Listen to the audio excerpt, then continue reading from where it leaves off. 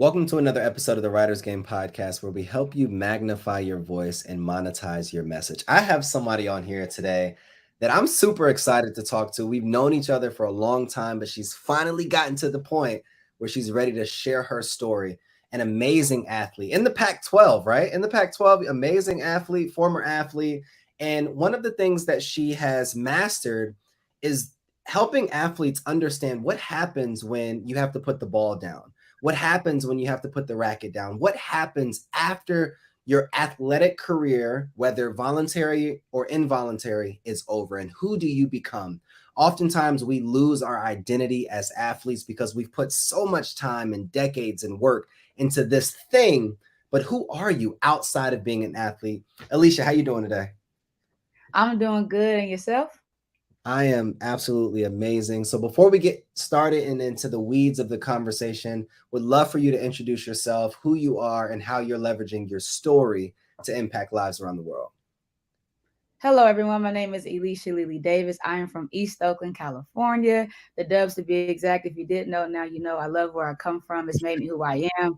And to be honest, what I've realized is that as athletes, we give so much of ourselves to the game, regardless if it's just being able to get a college scholarship or being able to play overseas, and even making our childhood dream of playing pro. We don't have any equity in any of those systems that we help build or Wow. current programs that we help sustain themselves. We also don't have any royalties on anything. And when I played, we didn't have the NIL. We didn't have all of this press and I guess you would say positive energy around players getting paid before they go pro. So what I think is very important is that understanding that you are very valuable. You are enough and you can utilize the same things we learn as players, that discipline, right? Attention to detail, being great teammates, understanding what hard work means, understanding how to see delayed gratification and everything that we do. We can still transition and use those same skill sets just now in a new environment, but also life becomes our arena, right? Mm. And the way that I look at it is, to make a long story short, the audience are those who are impoverished, right? And they're literally looking at what's going on in the people on the court, and they're just waiting to see what they're due, and whatever they do in the game will determine their emotion, right? So Mm. if we score, if we miss, the ups and the downs, the audience have no control over their emotions or their situation. Those that are the bench players, I consider the middle class. You feel like you're in the game, but you still don't have any control and you're still waiting. But the wealthy, or those who are entrepreneurs, those are the good or the great players in the game. And even if you are down, if you are losing, if you're getting blown out, there can still be a moment in the game where you take control of your life by making better decisions, slowing down, figuring out a better game plan to where you can control your situation. So those who are impoverished and those who are in the middle class are in survival. And those who are Mm. the wealthy in the game, actually have choice. So when you wake up with choice, you can at least accept the bed that you made versus being put in a bed that you never wanted to be in the first place. That right there, you started heavy. You started Yeah. heavy. Okay. Okay. One of the things that you said online was before we can essentially create generational wealth, we have to confront generational trauma. So when you talk about these three stages in essentially from the impoverished to the entrepreneur or the wealthy class, how does one that understands that they have generational trauma or understands that they're not in the game and they're impoverished, how do they move and transition from that place to the place where they're able to leverage all of these skills that they've learned from the game of whatever they've played to being able to have a sense of freedom? I love how you said that. What I would say honestly is we first have to identify what events happened in our life and be able to recognize where can we take accountability. I think Mm. it's easy for us to first say, oh, well, this person made me here and I didn't make it and no coach picked me and I didn't go pro, or my family did this and this is why I'm here. Whatever is going on in your life, you played a part in it, whether it was big or not. So can we first take accountability for our own actions? Also, I would say we have to learn to forgive ourselves. I Mm. think that a lot of the things that we do in life sometimes is from things that have happened to us, and that's what's our driving force is, but also it can be unhealthy. So how can we forgive ourselves? Like, I wasn't the athlete I wanted to be. I didn't get as far as I wanted to go. I didn't have the type of relationship that I wish I had. I want more in life. Okay, forgive yourself and accept exactly where you are. Now let's reverse engineer. Where do you want to be? What would you like to have? Who would you like to be? What environment would you like to be in? What type of things would you like to have? What impact would you like to make? And Right. then from doing that, let's go back and say, how do you actually achieve these things? Some of things may take therapy. Some things may mean you getting up and getting in the gym. Some of these things may mean that you need mentorship. Some of these things mean you need to go get some experience and get some education. So what I would say is, what I believe is, one, accountability for your part, two, forgiving yourself, three, accepting exactly where you are at, because you are where you are at because of your actions, not nothing else. And then fourth, it would be create allowing yourself to dream. I think we don't dream enough. Mm. And I think when you dream, that allows you to connect with that inner child. That's all we did when we were little. We dreamed, and we just, when I said I want to be the president, no older person said you can't do that. They was like, "Oh, really?" They just kind of play along. So you kind of have to psych yourself out to get where you want to be, because the environment around us is not where we want to be. So you have to create that environment in your head. So I would say that's how someone can start from that generational trauma to getting to where they want to be as far as building generational wealth. But it didn't just come to you one day. You probably had to go through some challenges and different Ooh, times in your life. Walk me through that transitional period from the athlete to the woman that you are today. man, crazy. Okay, so um played basketball at Arizona State from 2012 to 2016. Freshman year was the worst year ever in our coach's history, 13 and 16. It was crazy. I've never even been on a losing team, so I was also in unfamiliar territory. And I wanted to actually transfer. And it was like, nah, we just gonna stick it out, get better. Sophomore year, I also ended up wanting to quit basketball in general. I was so low in my life. And basketball was the only thing that I was my safe haven, and it no longer was. And then I realized that I had to put my future over my feelings. And what Mm, that means is, I realized that Arizona State was the biggest and best platform I would ever be on. I worked too hard. So if I'm going to stay here, your life is what you allow. Either you remove yourself or you get better. And so I did that. And actually, man, senior year, we won Pac-12 Championship. there it is. Yeah, man, it was crazy. We was the top 2 seed in the NCAA. We had a lot of records that we created. And basically, I graduated and I was back home in Oakland, confused and Mm, lost. And had an opportunity to go play overseas, but I felt like it wasn't good enough for me and I wanted better. So I just stayed home and said, I'm going to train. I'm going to be better for the next combine. I'm going to get a better opportunity. And that's what I did. Everything that I did, I got better in every single area. And I still ended up the next year in the same position, no contract.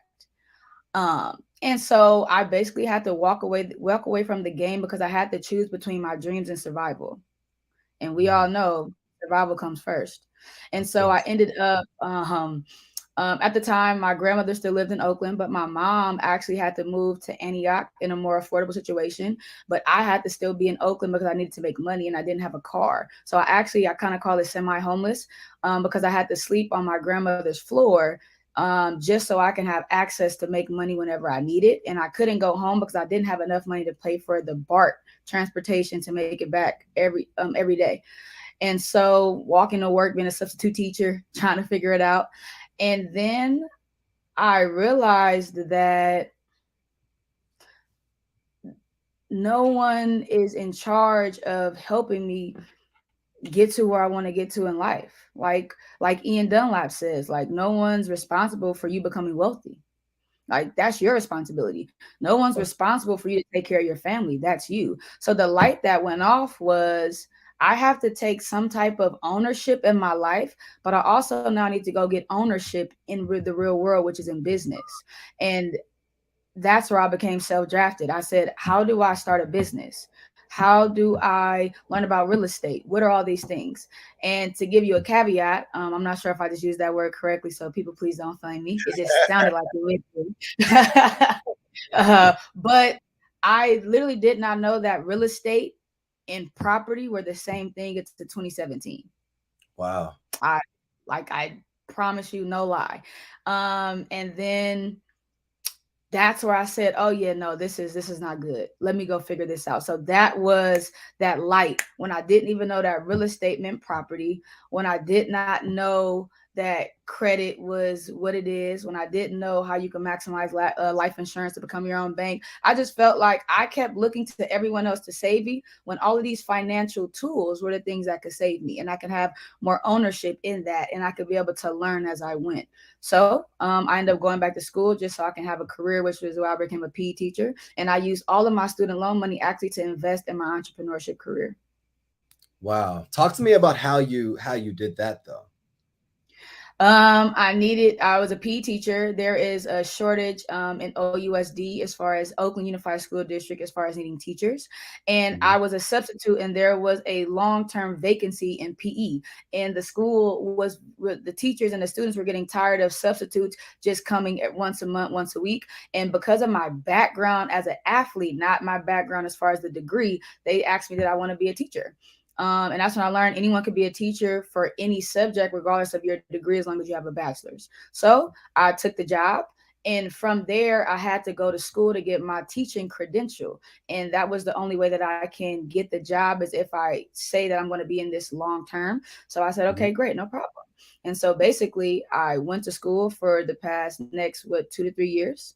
And I basically used the money to pay for classes, but I maxed out on all loans. And whatever was left as a refund, I used all of that money to invest in my business. I tried to be a trainer. I was a coach. I did scholar athlete development. I did so much. I went to a business entrepreneurship accelerator program called the Optimum Business Bootcamp. And I did all of that stuff. And I realized that I didn't want to be in basketball because I felt like that was a glass ceiling. And so, even though I was still in school, I then realized I need to do something else. And I learned about finance and life insurance and all these great things that you could do. And so I just stayed in school and just kept reinvesting my money. Basically, if I were to go to a bank and get a loan to invest in my business, I just thought that school would be better, because on your credit report, you can have large student loans, but people won't look down at it that bad because it's student loans. So at least I have a bachelor's or a career to show that it was worth it, instead of me just going to get a loan that just shows that I had a bad business because it didn't work out. So that was my thing. I used student loans, quote unquote, as my credit, and just wanted to maximize that. And what's crazy is I failed the test 3 times to become a teacher. So I was at a point where it was either make or it was like either you're going to make it or you're not. And I studied for a whole year, and it took me a year to pass the teacher test. And then that's where I knew like being a teacher would be my alley hoop to entrepreneurship.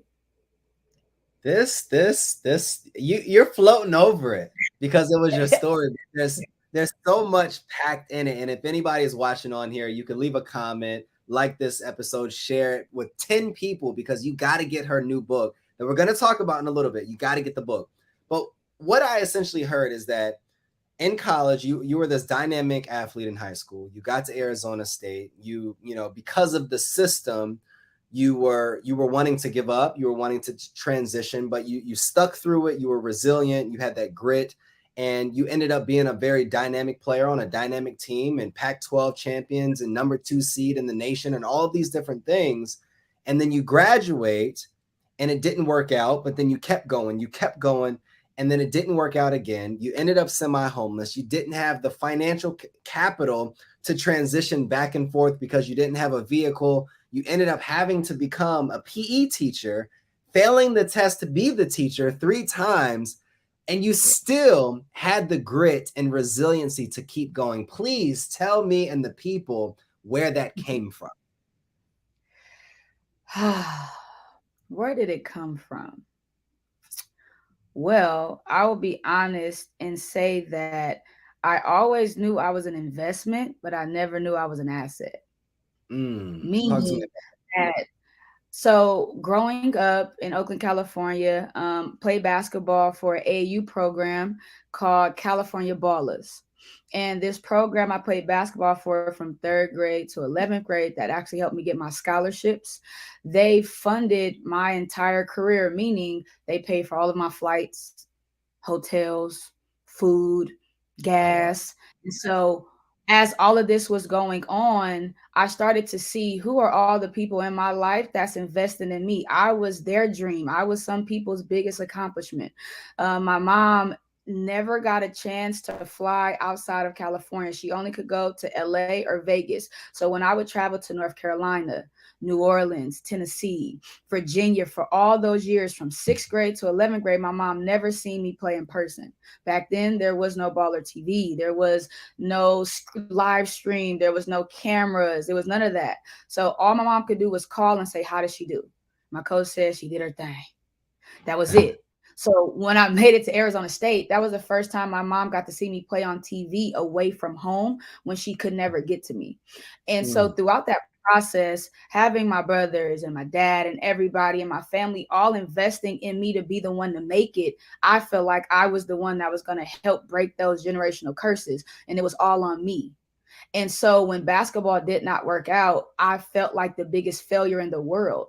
And I actually hid from the world for a year where no one knew where I was unless you saw me ref in a basketball game for Taylor Made Institute or you saw me teaching for OUSD. I was scared to come outside because I couldn't accept the fact that I'm an overachiever who didn't accomplish the ultimate goal. mm, And so, but regardless of all of that, I always realized that people invested too much into me because they believed in me even when I didn't believe in myself. And for that, having young girls that look up to you, literally, that I'm a mentor to, that I'm told, hey, take her under your wing, talk to her, help her get to where you are. I literally said, if I quit, I'm literally quitting on my family. I'm quitting on my coaches. I'm quitting on the young girls. They gonna think it's okay to quit. So literally the only thing that ever kept me grounded and kept me going was me knowing that I am some people's engine. I'm some people's inspiration. And so I have the strong mind to understand that as a leader, leaders can have bad days, but leaders can't give up. mm. And I always knew I was a leader. So I just felt like I have to figure it out somehow. And the only way that I could figure it out was through financial literacy and business knowledge and dope podcasts such as yours, also such as Social Proof Podcast, EYL, Inside the Vote, Wall Street Trappers, Trap Into. I watch everything because you guys help us see that you're the only person that can stop you from opening up a door. And if you can't open the door, why not just create your own? Mm. So that was my drive, was knowing that if I don't make it, we don't make it. So I can't give up because everyone doesn't have the gift that I have. And it's not that I'm better than anyone. It's just that I have the personality, I have the resiliency, and I have the ingenuity to create something that's not there. Your level of perspective is absolutely phenomenal. And I hope that the years that you were in education, those students were able to just get all of as much as possible from you. But the reality of it is, Elisha, is that there's a lot of athletes that don't have or don't believe that they have that ingenuity. They don't believe that they have that innovation. They don't believe that they have that resiliency. And they wouldn't have been able to see it like you and be able to continue to create in their lives in the way that they've created or the way that you've created in your life. If that person was right in front of you, that athlete that was a dynamic athlete, that the athlete where the world was on their shoulders and they felt like they didn't achieve the ultimate goal and now they're hiding from the world, what would you say to that athlete now? Hmm. What would I say to that athlete? What I would say to that athlete is, one, you have three options that you can think about. Option one is there a solution to a problem that you think can work, that you would like to try? Two, is there someone that you would like to put a smile on their face of any kind, even whether they're having a bad day, whether they know you or they don't know you? Would you like to put smiles on people's faces? Or three, did was there something that happened in your life that saved you and you want to help save other people? I feel like that's the best way that I could tell someone to not think about creating something new or building a brand or trying to make all this money. Is one, do you want to be a solution to someone's problem? Do you want to help someone smile through a bad day? Or do you want to help them keep smiling? Or do you want to save someone from something that saved your actual life? And I think when we break it down in that way, it helps people see that I can be whatever I want to be based on how I want to impact people. Sometimes when we're thinking about what we didn't do in life, if I look back on my journey and said, how many people did I impact? How many people did I help? How many people did lives that I helped change or play a small part?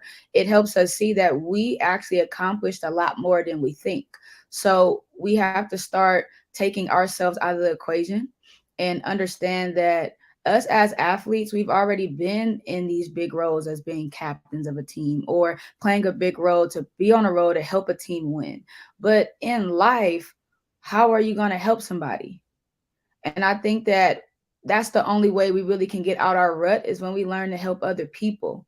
If you keep staying so focused on yourself, like if you're the only one listening to you, if you're the only one that's believing in your delusional problems, that you're the only one going through what you're going through, I think that it makes it harder for us to get out. But the minute we become selfless and think about other people, that allows us to realize that we can serve someone else, and that in turn can help us serve ourselves.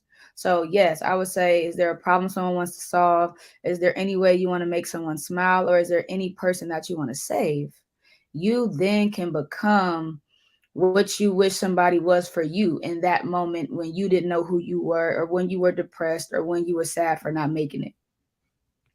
In your journey of becoming, who have you realized that you are now? Oh, that's a good question. To be honest with you, it took me a long it if you asked me this let's say a year ago, I honestly wouldn't be able to answer the question. Mhm. Because I realized that basketball actually was the mask to my insecurities. And I didn't realize how insecure I was. Basketball masked my insecurities. I didn't know how insecure I was in so many areas because basketball was always the excuse or the reason why I didn't have to face it or go through it. What I can say and who I'm becoming, I'm literally now able to accept and believe and embrace that I am enough. And Mm, I don't have to hide behind a title or a position. So when I wasn't an athlete, I'm gonna be a teacher. Now I'm a teacher. I'm gonna be this businesswoman. I'm gonna be an author. I'm gonna be a speaker. I'm gonna be a financial and business advisor. I'm gonna be all these things. But when I took those roles away, I literally was scared to look in the mirror. mm, And so I think for me, I am enough because I've learned that just as much as we want to have wealth in our bank account or in our lifestyle, I realized that I lacked inner wealth and mm. loving me and being okay with me. And I love that I was able to look at flaws or insecurities that I was embarrassed about. And I had an honest conversation and I said, can you improve this or do you have to accept it That's without me good. using anything else? Yeah. So that is what I am becoming, is learning that I am enough, regardless of what accolades or trophies I can show to prove it. I don't need an accolade. I don't need a trophy. I am the accolade. I am the trophy. I am enough on my worst day and on my best day. And so I'm becoming someone who's learning um, how to love herself. And Mm. I always only loved myself through my accomplishments. I never loved me for me, but now I do. What would be your advice to somebody? It's so interesting that you're saying all of this because I feel like there's so much synergy. And I've never publicly spoke on what not being an athlete anymore did to me. So it's refreshing to hear it from a different perspective. And I'm trying to keep it together over here because you're like speaking to me directly. But Okay. what was the process, or what would you recommend to someone that is going through their journey that really has continued to mask themselves? Because I believe what I did is, after ball and after track, it was business, and then you try to build this this company, and then you're an entrepreneur, and now you're a speaker, and now you're a podcaster, and all of these different hats that you say you're wearing, but they're really just masks that are continuing to cover all of the insecurities. So, what Yeah. strategy would you give that somebody can start there and to start their journey? I would recommend joining a community, and it Mm, doesn't have to be a community about business. Just join, put yourself in an environment of people who are dealing with things that you are dealing with, or they have already dealt with it and they were able to find the light. Because sometimes you have to learn, we learn best not from those who talk a good game, but from those we can relate to. And mm, so I used to tell myself this story, right? Like I used to tell myself all this stuff about how my career at SU went and all this good stuff. And then I joined 510 Media Hope class, which is a entrepreneurship and business class, but it doesn't go in depth about strategies. It goes in depth about our perspective of the world. And because of how you see the world is what's causing you to have the good or the bad that you have in your business. So that's you good. have to start better understanding to stop judging yourself and judging the world. And you have to actually switch to becoming curious about yourself and curious about the world, because now you're seeking to understand. You're not seeking to be right. And Mm, so when I joined this class, it's funny, I actually joined the class right in 2020, but then COVID happened.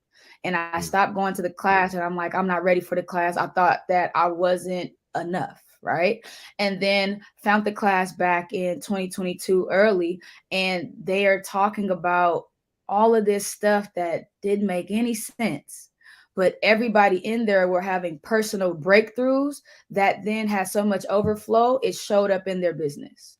And so mm, what I realized is that I needed to find my new team, if we're using athletic terms, right? We missed the locker room talk. That's what those communities are, is the opportunity for you to go into a locker room and you probably ain't said nothing, but you just hearing everybody else talk about the issues. You like, wow, you too? How did you deal with it? X, Y, and Z. Then you become comfortable enough to speak up one day in the locker room, aka the community, whether it's in person or virtual. And it gives you an opportunity to say, I'm struggling, I need help. I'm struggling, I connected with you. I'm mm, struggling, I feel comfortable to say what I'm really feeling because you were comfortable enough to say what you were really feeling. So I exactly. think that community is the number one answer to anything because it helps you have a courtside perspective. So I'm in the game, but I'm not in the game. I'm there. Right. But if you in the audience, that's when you just dealing with everything by yourself, thinking you're the only one. Woe is me. You could be a woe is me inside of that community because somebody gonna make you snap out of it. Somebody's gonna call you out. And so I realized that I missed not only the community, I missed the accountability from my teammates and my coaches who help remind me of what we really trying to do or what's the game plan or what you said you wanted to achieve. I missed that accountability. And in those communities, you get accountability not only from the teachers or the organizers, you now have peer to peer accountability because you don't always have to say, oh, well, I want to become best friends with the host or the organizer or whoever. I can now become great friends laterally instead of looking up, look across. And so Exactly. that allowed me to realize, like, wow, all I needed was a new team. All I needed was a new locker room. And now I'm getting ready for the game. And I feel so much better because I'm able to see myself and other people. So it's easier for me to not be so biased and hard on myself because I ain't the only one going through it. And now I have support. And this support is not family and friends because family and friends can sometimes be biased. So I need to get outside of my comfort zone, but I also need to get into a community who I knew would check me and I would be okay with accepting the constructive criticism because they've been where I want to be or they have been in the seat that I struggle to get out of. That's good. That's good. Alicia, this is phenomenal. And I'm so excited. Anybody listening, I'm seeing all the comments. Anybody listening right now, you have to check out her new book. I'm interested in you talking about your book, the journey of becoming an author, and then where can people find it as well? All right. So the name of my book is Talent Without Ownership, Current and Former Athletes Becoming Self-Drafted with Ownership as They Enter Life After Sports. What that means is how can you be self-drafted in life? So as athletes, we come from a background of please choose me, I want to be on the team. I want to be in the starting five, or I want to be that go-to person, right? We're waiting to be chosen for this ranking. We're waiting to be chosen for this article, this magazine cover, this opportunity. But when you go into life, you have to choose yourself. When was the last time you chose yourself without permission, validation, or approval from anyone? Because sometimes we want to do things, but we don't, because we just told our friend who didn't really like it. We told our parents or our family, they really didn't go with it. We told somebody our dreams and they kind of pushed it to the side. So you have to become self-drafted in the world, and you have to create your own team. You have to create your own environment. You have to create your own court. You have to do all of those, but you cannot do any of those things without learning the rules of the new game. We cannot operate as athletes in this new reality. It's a whole new life. We have to relearn it. So if you're now going to come into this world, what type of world is this? It's business. Business runs the world. So if you are not a business yourself, you have no control over your dreams. So what I realized is that even when we're done being athletes and we were talent, many people now become talent at these corporate jobs. We become talent and we don't have ownership to still say what we want to do. And so what I realize is that, do you own your talent? If you don't own your talent, you can't own your dreams. It's impossible, because someone else will always be in that driver's seat telling you when and when not to. And so I think that talent without ownership is has a dual meaning. I've actually been writing this book for 5 years, but once again, I never thought I was good enough, so I never put it out. I always thought I had to be. My tagline used to be, "I'm going to be a better businesswoman than I was a basketball player," and I thought that was so great. And then once again, as I started peeling back these layers of myself, right, and the basketball, the mask, take everything off, I realized that was an unhealthy relationship with myself, because we're always going to want more regardless of what it is. And so, yeah, to make a long story short, talent without ownership, it speaks not just to athletes, right? Because as a former athlete, you're not an adult, so anyone really can find value in the book. But do you own your own talent? Is there anything that you're good at that you really want to do and you're unsure of how to do it? Just start there. What are you good at? What do you love? What makes you happy? What makes other happy? What makes impact? What makes some type of change? And identifying what talent can you maximize to get to that next level. And what everybody's good at something. Everyone has the gift in something. You just have to figure out what that really is. But to be honest, we cannot do anything that we want to do without financial literacy and business knowledge.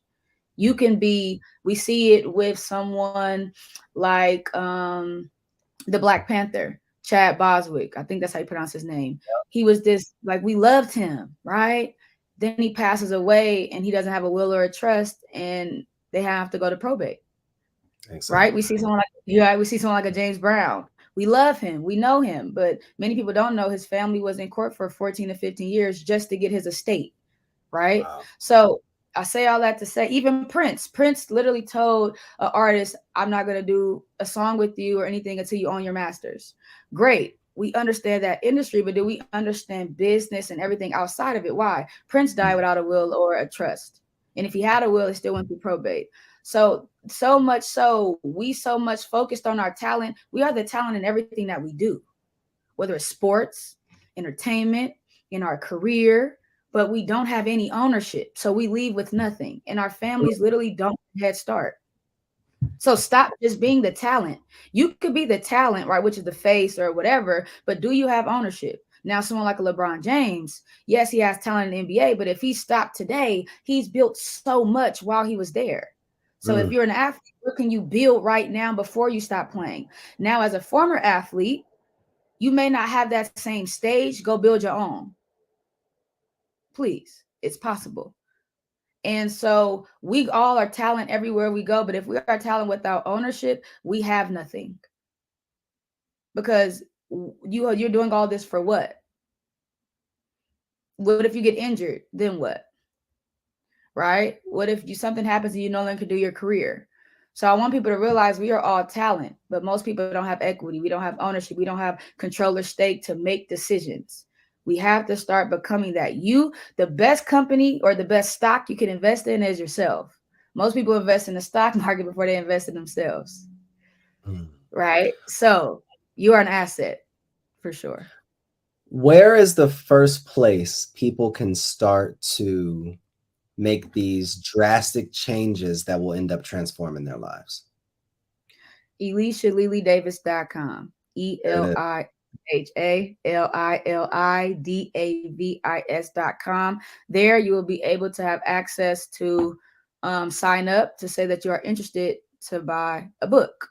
And yes, you can buy a book, but I want to get to know you. I want to know who you are. I don't want you to just buy a book and that's it. Because I want you to now say, I read this book. What's next? You may want to come to a live event, right? You may say, while I read this book, what's next? I want to be a part of your membership community. So I don't want you to just buy a book and I say, thank you for reading the book. I want you to buy a book and now become a self-drafted dreamer. That's what my team is called. So my brand is self-drafted, but to join our team is the self-drafted dreamers. Do you dream? Do you want to be self-drafted? How do you want to be in the world? Please come maximize my financial firm where we teach financial literacy, but we also, they can help you as a financial advisor, which is me, or a business advisor. And we bring those together and I help you create your new arena, your new court, wherever you want to have control in whatever you love.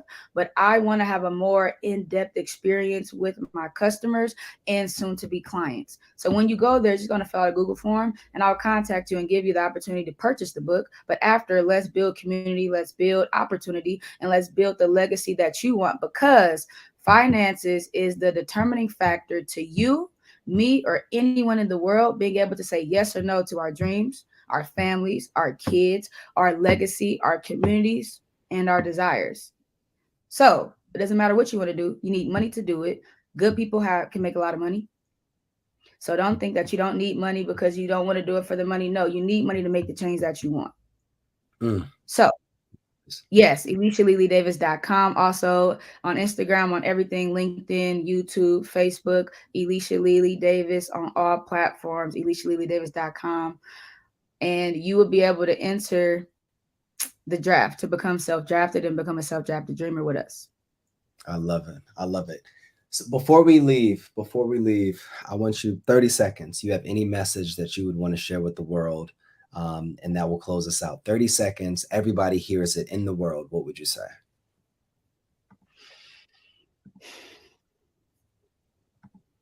If anyone is listening to this and you have not taken advantage of the great information that is on the internet, I really want people to fully understand this when I say this. This is my point of view. It may be funny, but I truly believe in this. My reparations is in technology and life insurance. Those are the two areas where I have control to create what I did not have, to meet people who I did not know, to help talk to the people who have changed my life, such as a Cow King himself. Watched him 2 years ago, and I've been waiting for this opportunity. So thank you so much. But technology is the opportunity for us to take advantage of everything. We use it every single day. We have our phone in our hands, our laptops, our social media. We have all the tools that we need can start to build out the dream that you can finally make be your lifestyle, but you're not maximizing technology correctly. Do you watch podcasts? Listen to them.